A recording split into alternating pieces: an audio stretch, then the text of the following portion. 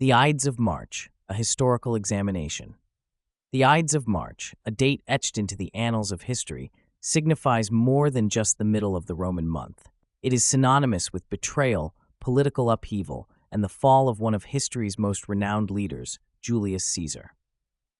Let's delve into the multifaceted history of the Ides of March, exploring its origins within the Roman calendar, the political and social climate that led to one of antiquity's most infamous assassinations, and the enduring legacy of this pivotal event in both historical and cultural contexts.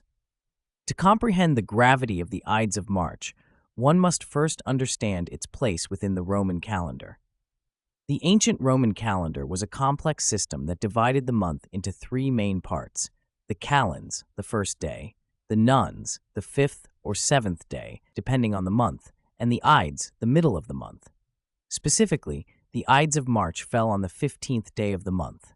The term Ides itself is derived from the Latin word idus, which likely has Etruscan origins, reflecting the syncretic nature of Roman culture. The Ides were originally associated with the full moon, marking the midpoint of the lunar month. Each Ides day held religious significance, often accompanied by festivals and observances. In March, the Ides were particularly notable for the festival of Anna Perenna, a celebration of the goddess's renewal and the coming of spring. The early 1st century BCE was a tumultuous period in Roman history, marked by social strife, economic disparity, and political instability. The Republic, Rome's governing system, was beleaguered by internal conflicts, particularly between the populares, leaders who sought popular support against the Senate's elite, and the optimates, the conservative faction favoring the status quo and senatorial dominance. Julius Caesar emerged as a pivotal figure amidst this chaos. His military conquests, notably in Gaul, had not only expanded Rome's territories but also bolstered his popularity among the masses and his army. However, his rising power and reforms threatened the traditional senatorial aristocracy. Caesar's crossing of the Rubicon River in 49 BCE, an act of insurrection against the Senate, ignited a civil war that ultimately led to his unrivaled dominance over Rome.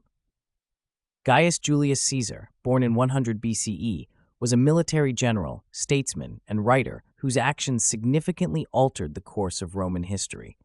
His ascent was characterized by strategic alliances, most notably with Pompey the Great and Crassus in the First Triumvirate, which he leveraged to climb the political ladder. Caesar's tenure as consul and later as dictator saw significant reforms, including the reorganization of the calendar into the Julian calendar, the restructuring of debt laws, and the expansion of Roman citizenship. His populist policies endeared him to the lower classes, but alienated the Senate and the conservative elites.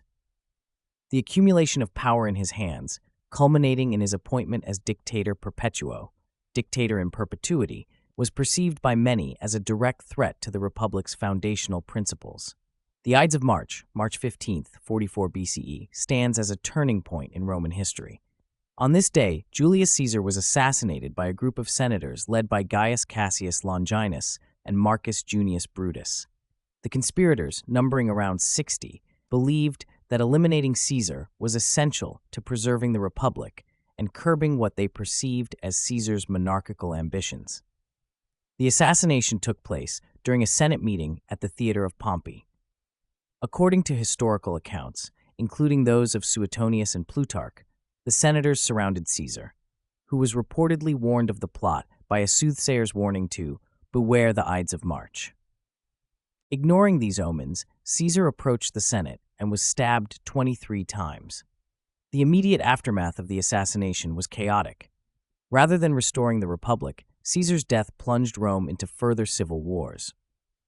His adopted heir, Octavian, later Augustus, and Mark Antony vied for power, ultimately leading to the end of the Roman Republic and the rise of the Roman Empire. The assassination of Julius Caesar did not achieve the intended outcome of restoring senatorial authority. Instead, it led to a power vacuum and intensified political fragmentation. The ensuing conflicts culminated in the Liberators' civil war between the forces loyal to Brutus and Cassius and those allied with Octavian and Antony. The decisive Battle of Philippi in 42 BCE resulted in the defeat of the assassins. Subsequently, the triumvirate of Octavian, Antony, and Lepidus attempted to consolidate power, but internal rivalries led to further conflict. Octavian emerged victorious after defeating Antony and Cleopatra at the Battle of Actium in 31 BCE, solidifying his position as Rome's first emperor and marking the definitive end of the Republic.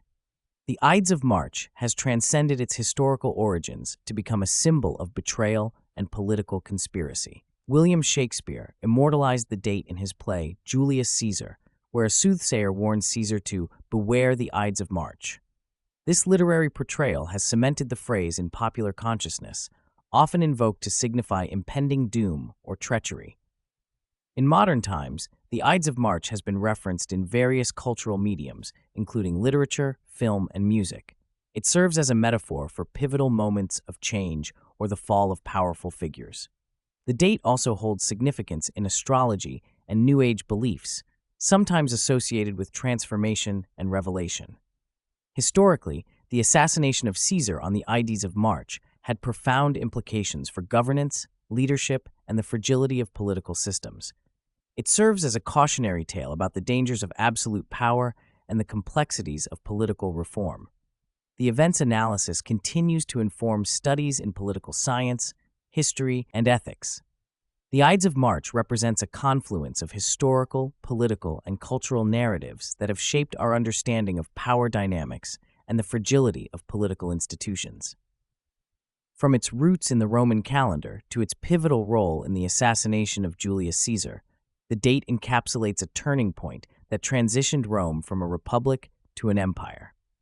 Its enduring legacy in literature and popular culture underscores its significance as a symbol of betrayal and transformative change.